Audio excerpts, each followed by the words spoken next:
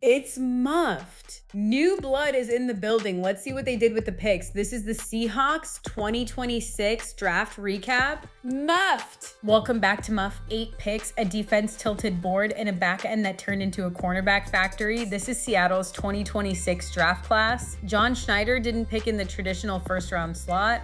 The headliner came at 32, the final pick of round 1, and they spent it on a running back. That's a statement. From there, a safety, a corner, a guard they jumped up to grab, a 6th round receiver flyer, and a flurry of late round defensive backs plus a defensive tackle. The theme, athletic testing through the roof, especially in the secondary, and premium capital spent on a position most teams won't touch anymore. Seattle's rushing offense finished 2025 at minus 24.1 expected points added, minus 0.05 per carry, dead weight. Jadarian Price at pick 32 is the answer, and the most interesting pick they made. Price ran for 674 yards and 11 touchdowns at Notre Dame on just 113 carries, 3rd in the ACC in rushing scores, and added 2 receiving touchdowns on a 6-catch sample.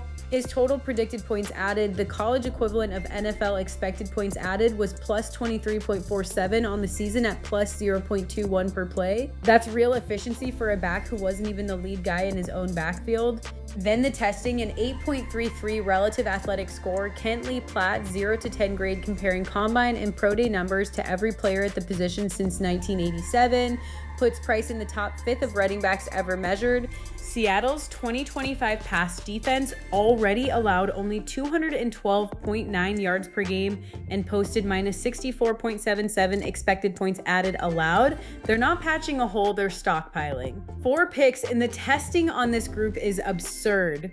Bud Clark, the TCU safety at pick 64, posted 56 tackles, 7 pass breakups, a sack, and a tackle and a half for loss, but the headline is a 9.19 relative athletic score, top 9% of safeties ever tested.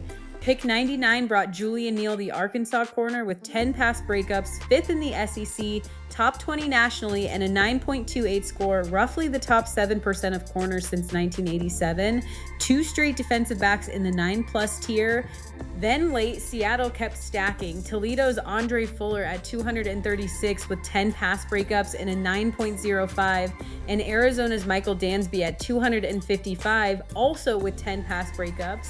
Schneider admitted FOMO on Dansby. Arizona had 7 defensive backs drafted, and Seattle didn't want to miss the pipeline. He praised Fuller's multi-position versatility and special teams background. McDonald put the bow on it. You can never have too many corners, and he doesn't remember being part of a team that drafted this many in one class. Seattle allowed just 27 sacks across 17 games in 2025, so the line move is depth, not panic. They traded up into round 5 for Iowa guard Bo Stevens. No college stat line for an interior lineman. What you get is a 7.73 relative athletic score, top quartile of guards ever tested. Schneider was candid. They were surprised Stevens was still on the board and used compensatory pick math to justify the jump. He can play either side, so the role is open competition. The passing game flyer was Kansas receiver Emmanuel Henderson Jr. at pick 199, 45 catches, 766 yards, 5 touchdowns, 8th in the Big 12 in receiving yards. The eye catcher is the efficiency, plus 0.58 predicted points added per play, plus 40.44 on the season.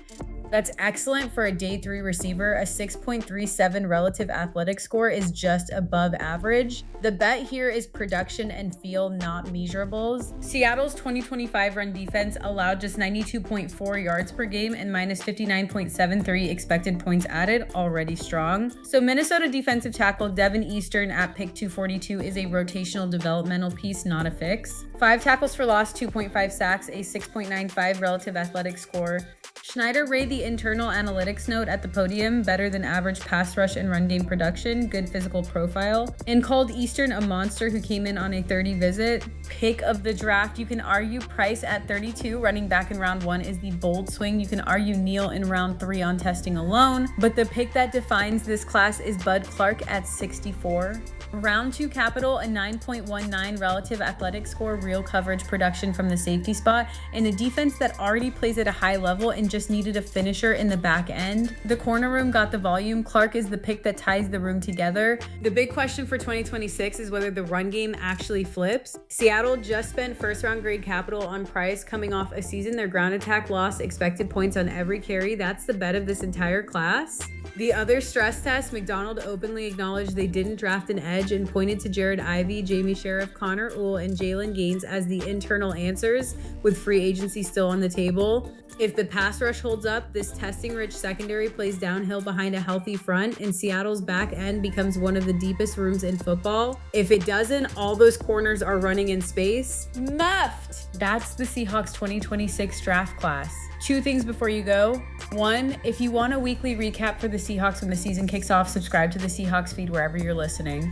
2, if you want the same treatment for your fantasy roster every week, head to muffed.ai and we'll build you a custom weekly show. That's the wrap.